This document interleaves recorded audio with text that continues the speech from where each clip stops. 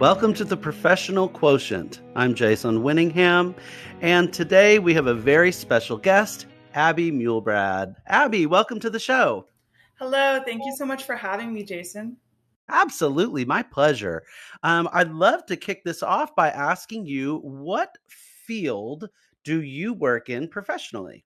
Right, so I've been in the nonprofit field for now 10 years, and that looks like, social entrepreneurship, social services, working with children, all different types of background as far as the nonprofit field goes, and I really love it. Awesome.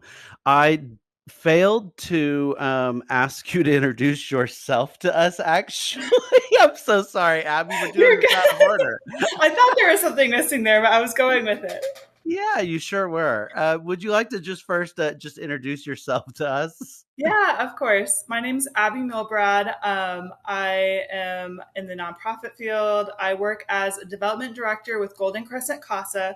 CASA stands for Court Appointed Special Advocate, and Mm, I've been in this field of nonprofit work for about 10 plus years now. wow, that's cool. So, with working for that, tell us a little bit about what CASA looks like. I'm I abbreviated it, but Yeah, you're good. No, most people abbreviate it. I just wanted to let everyone know what it stands for. So, absolutely. Well, tell us a little bit of what that looks like. What is that court appointed Mhm. special advocate? Did I get it right? Yes, you got it right. Okay, yes. Yes. Tell us what that looks like. Right. So, court appointed special advocate, a CASA volunteer advocate. We, recruit, train, and we have them assigned as a court appointed special advocate to a case through a judge, through a family. Like, so let's say a child is removed due to abuse or neglect. Mm, Which is, that happens, is very unfortunate, but they need advocacy in that family, especially for the child, especially for their best interests.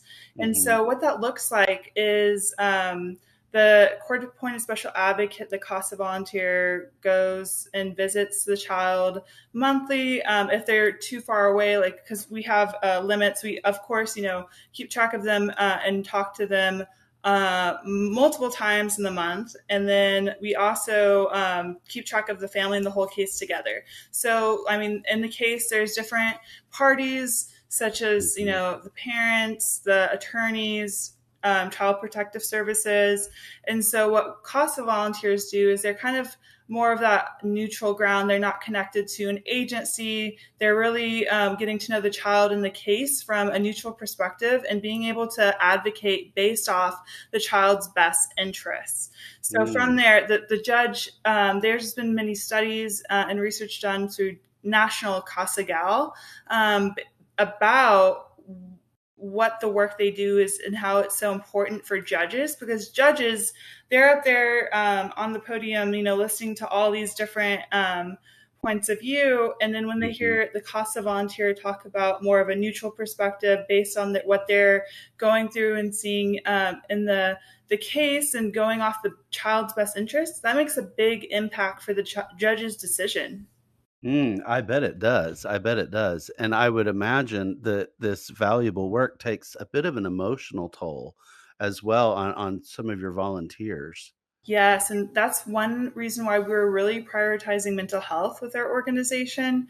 So we make sure we have our support group. It's called like I don't remember what it's called, but it's like Casa Connections, and it's basically where it's a peer support group for people to be mentored and so they can like go off of people's experience, but also Mhm. being able to reflect on their own experience. That's an important part of mental health and being able to work through anything you go through in a case, like, because there's a lot of it that's very intense.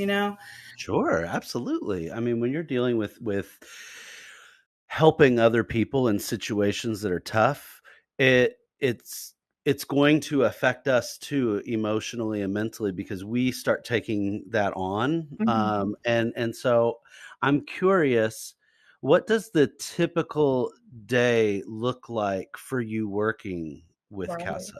Yeah. Right. So I actually don't do direct work with the children.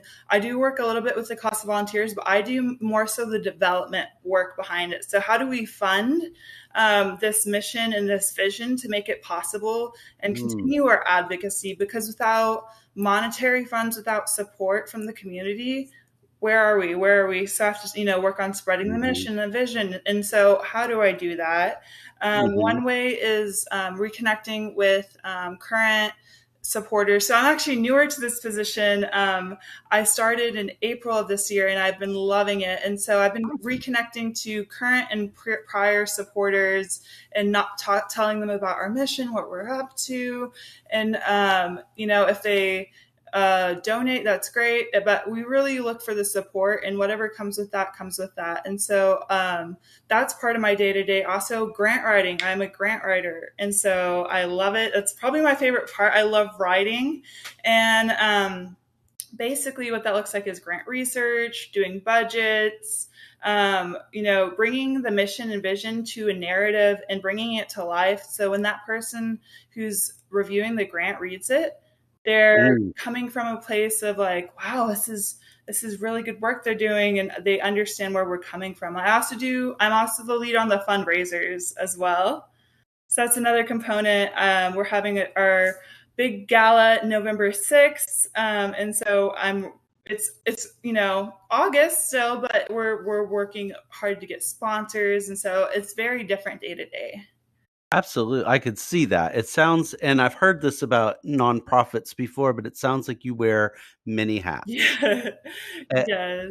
okay, yes. And I was curious, did you have any kind of formal education or training on grant writing, or is that something you had to learn on the job? Right. So my bachelor's is in social innovation and social entrepreneurship. That's one degree.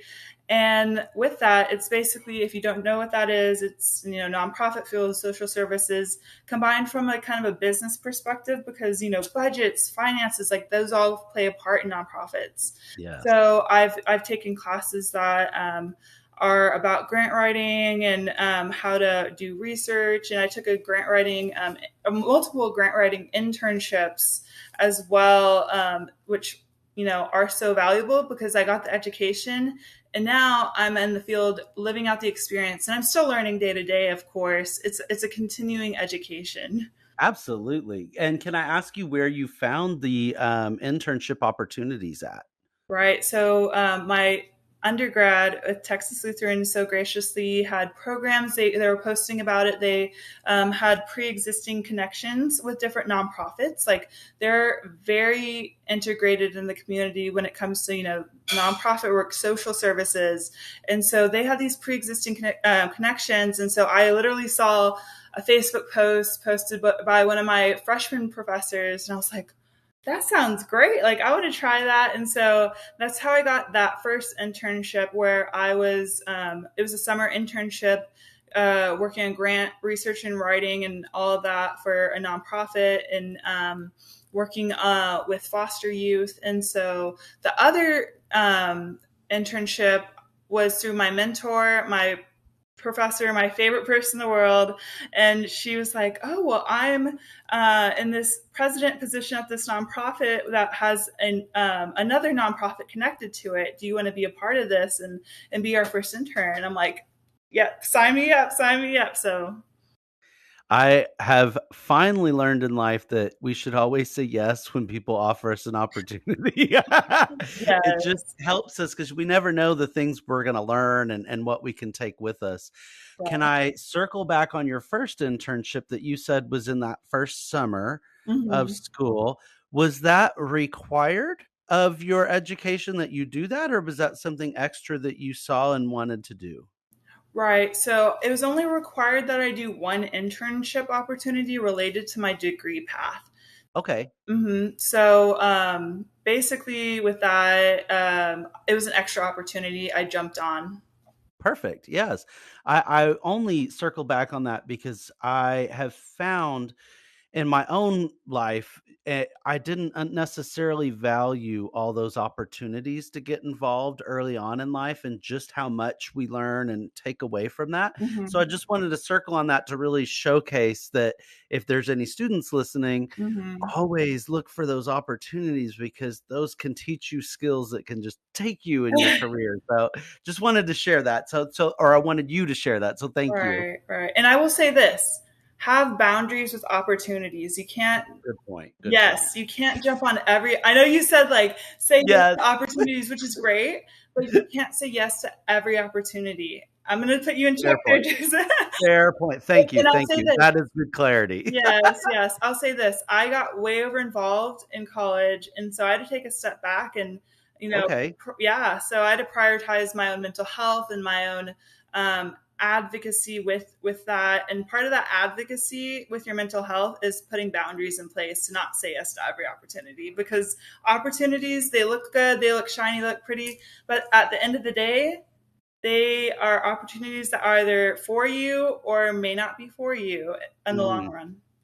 Let me rephrase it then to explore every opportunity Yes. because I think what I was hoping to communicate was that a lot of times there's opportunities where somebody says, "Hey, would you like to XYZ?" And maybe our first instinct is, "Ooh, I don't have time for extra." Mhm. Or, "Oof, what if I'm not good at that?" Or, "Oof, what if I, X what." There's a lot of those imposter syndrome voices that can speak up and say, "Oh, I don't know." And so that's where I really mean like to say yes, but no, you are right, explore the opportunity, say yes to what's for you. Be open to them. Yes, absolutely. And having boundaries is a very, very important thing to have in place, both personally and professionally, for sure.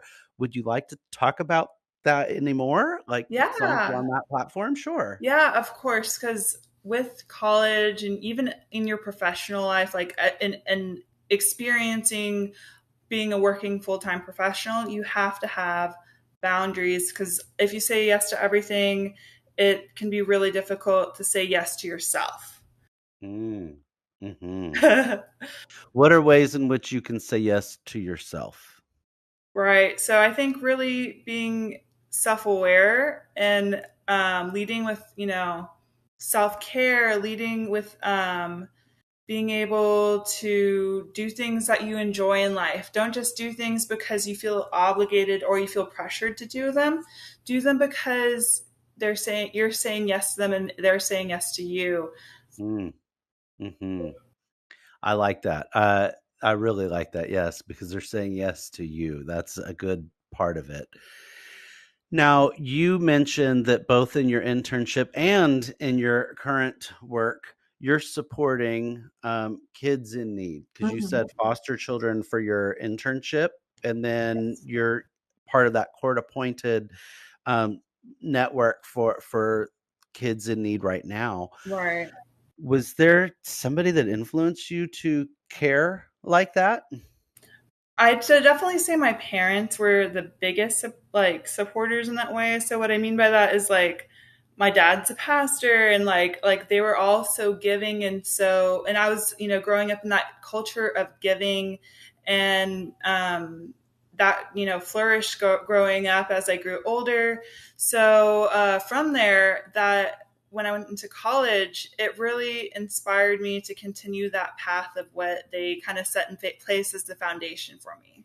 Nice. I appreciate you sharing that. Thank you, Abby. Hmm. Now, when it comes to professional quotient, Hmm. we value that and how best we're utilizing all of the aspects of our professional equity, our skills, knowledge, education, experience, and our network. Hmm. Out of all those things, which would you say is the most valuable to you, at least right now in your life? Right. So it's changed a lot in my life, like by the month. And for a good while now, and right now, relationships and networking has been the most important thing to me. I just joined Junior League of Victoria, for example. They're an organization that's all about, networking, professional development, and, giving back and working with nonprofits.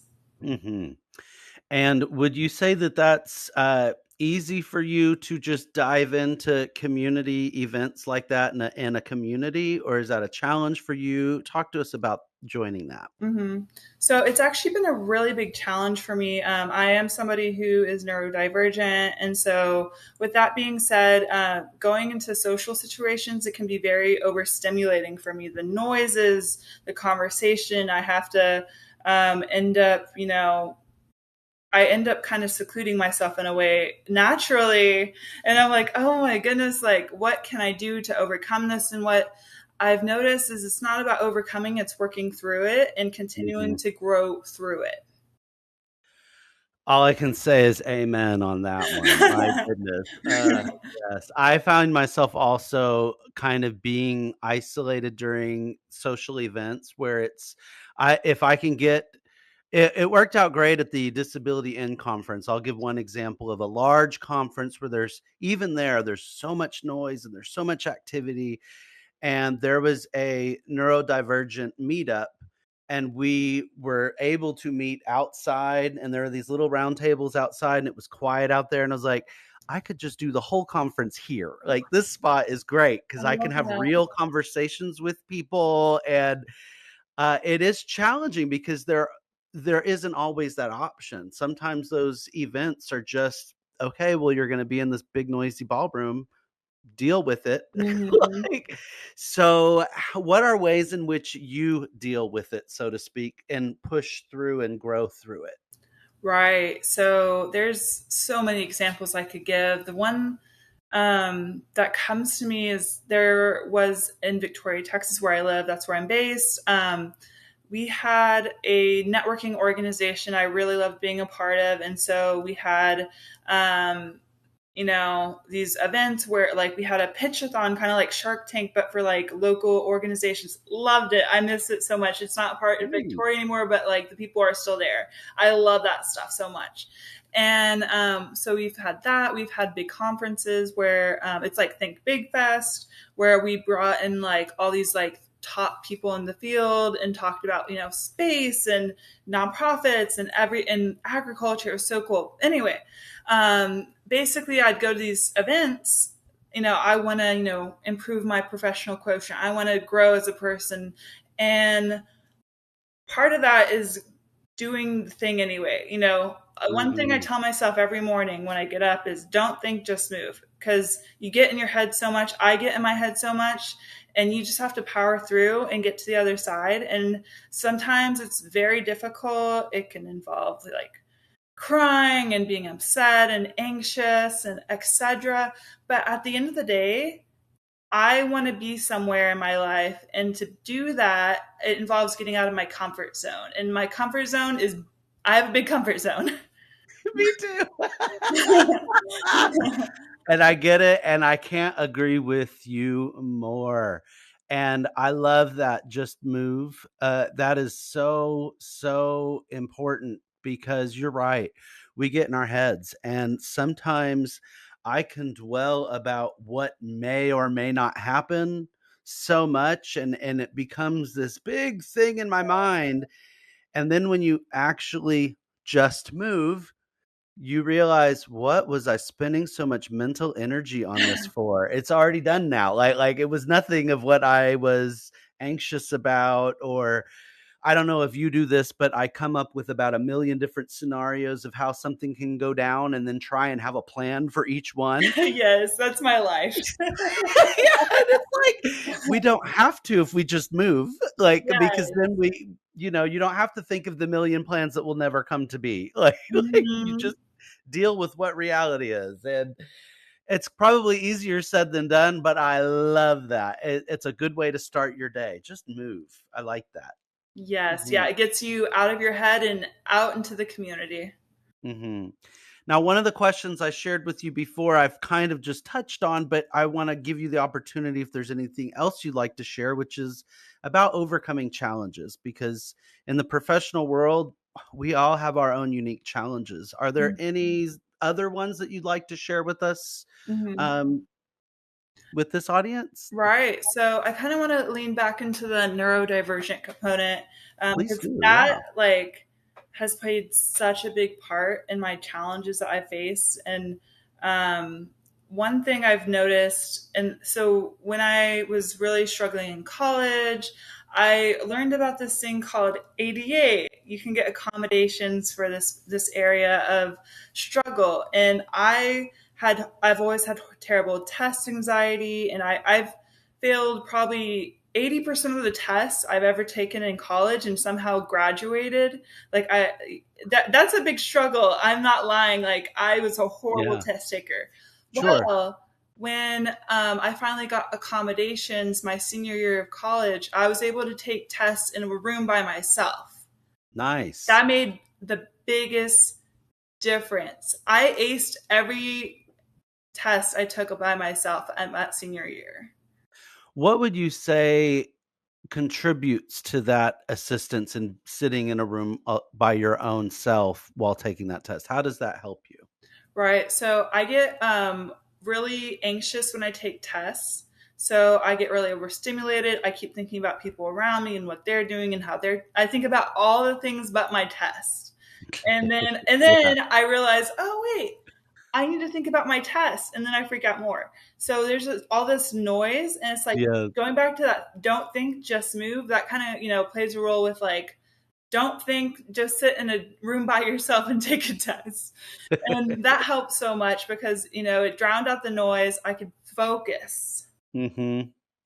That's a good one, and I like that you had that help. I did not ever in school, receive any kind of accommodations. I just kind of forced my way through, and one of my tactics was to I used my imagination a lot to kinda help. So, Mhm. I would imagine myself with walls around me so I could focus, or I might imagine myself when, like and this wouldn't be for tests, but, like, in social situations, Mhm. I'd imagine myself with, like, an astronaut helmet around my head that kind of gave me that sense of I have a barrier between me and you. I don't know why that helped, but whenever I would employ my imagination for it, it would almost I maybe I was using so much mental energy on doing that that it helped turn down some of the other stimuli, but That's good. I love that though. well, I mean, we have to kind of figure stuff out, Yeah. and I don't think that a lot of people outside of the neurodivergent community understand just how much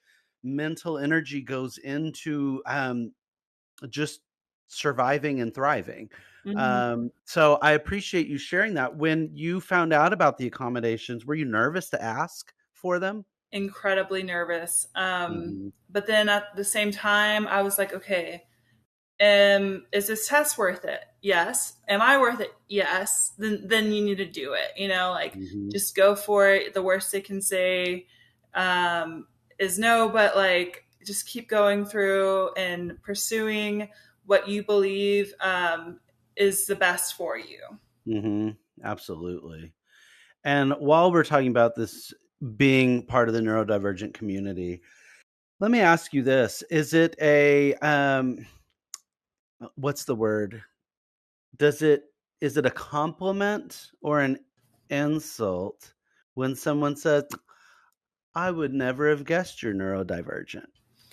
You know, I I've never been I've actually never had somebody tell me like specifically neurodivergent, more so like the diagnosis and stuff, or like Mhm. those specific things. And yes, I've been told that, and for me, it's a mixed bag for me. Yeah, So uh-huh, it's a yeah, lot of confusing yeah, emotions. Like, yeah. what do you mean? Like, I go through this whole cycle of like, what do you mean? But okay, like it's okay. Like, I get in my head a lot when people tell me that. Yes, I get it, yeah. And I probably should have, like, asked you a question I didn't prepare you for, but as we were talking about this, that went through my head that I love it. I've heard that a few times, Yes. and I'm always like, thanks." But I also makes me think you probably don't know how many neurodivergent people you actually know. Like, Yes. because we could be just masking and you're just not knowing. And I know that was the case for me. I masked a lot, and I didn't even know I didn't have a diagnosis until mid-30s in my life. Mhm. So I went a long time and kind of worked in the professional world not having tools to really help, and really not even having that identification, Mhm. and just having the knowledge of yourself helps so much, like, Yes. yeah, it's like, "Oh, okay." It allows us to kinda say, "Oh, okay. That's just how I'm wired," and Mhm. no amount of work is gonna fix that, so embrace it and move Yes. forward. Yes. With a diagnosis comes power because it brings Mhm. words and language to something that had no language before and it was confusing. And so when you have that language and you can advocate for yourself based off that diagnosis, there's clarity that involved and so much more powerful advocacy that can come about from that. Uh, Again, amen. Thank you. Thank you for that. Yes. I think this is the first time I've ever said amen on a podcast, and I've said it twice now, so I appreciate it. There we go. When it comes to, like, our PQ, are there activities you do to continually raise your PQ? Right. So, going to networking events to talk to people, you already kind of touched on that. I also am a big nonfiction self help book reader. So, Okay, I have the Let Them Theory book somewhere behind me. I have all of Brene Brown's books. I'll read through them when I need the most, but I try to, have some consistency, and being able to educate myself continuously. So, I'll watch TED Talks a lot. I'm obsessed with TED Talks. nice, And then I will take, some free classes I've taken, YouTube videos, but also putting myself out there and experiencing my job, just being present and being able to learn from what I'm doing day to day. nice. I appreciate that. Thank you for sharing. Mhm. And then also on this show, I really love for each of our guests to have an opportunity to spotlight anything that they like. And so I would love to turn this camera over to you, so to speak. And what would you have us all focus on in our minds and thoughts right now? Oh my goodness. Now my brain's going blank. I'm kidding. Oh, No, sorry. I'll think of something. I'll think of something. Um, I would say, okay, LinkedIn is incredible. Yes. That's how we met. That's Yes. how I've been connecting with so many people outside of this podcast, and don't take that for granted. Yes, there's a work component where you can find jobs, but the social media component is so invaluable. It's so inspiring, and utilize it. Post on it. I've been posting pretty consistently for a week and a half, and I've been able to have more opportunities and increase my professional quotient a lot more than it was. Like I've been so blessed to be able to meet people on LinkedIn. So don't sleep on LinkedIn. I love that, and it also ties back to what you were sharing as valuable PQ, which is your Mhm. community, and it is a very great place to grow community because we can pick people that are within professions that we want to grow in or connect Mhm. to. So I love that. And I'd also like to say, back to being a spotlight, what is it that you're fundraising for? Maybe that would be a good opportunity to spotlight that Oh, too. hey, yes, yes. So we're fundraising to serve our foster youth and the advocacy that goes with it. So the fundraiser is called the Impact Trail Gala, and so we're celebrating 30 years of advocacy. So we're going to be like looking at the history of our organization, but also where are we going forward in the future, and what are we currently doing now to best serve our youth. So the money goes towards recruitment, retaining volunteers, and really supporting different areas of their own lives when it comes to advocacy that they do for the children that need it the most. Oh, that's awesome. Thank you for giving that spotlight. And so for our listeners, be sure to check that out. And we want to big thank you to Abby for sharing her insights, her voice with us today, and most especially her time. And for our audience, if you've enjoyed this conversation, please remember to like, share, subscribe, and leave a positive review. And remember, unlike our IQ or our EQ, we can really easily raise our PQ every single day. just keep learning, building, and connecting. Thank you, Abby. Thank you.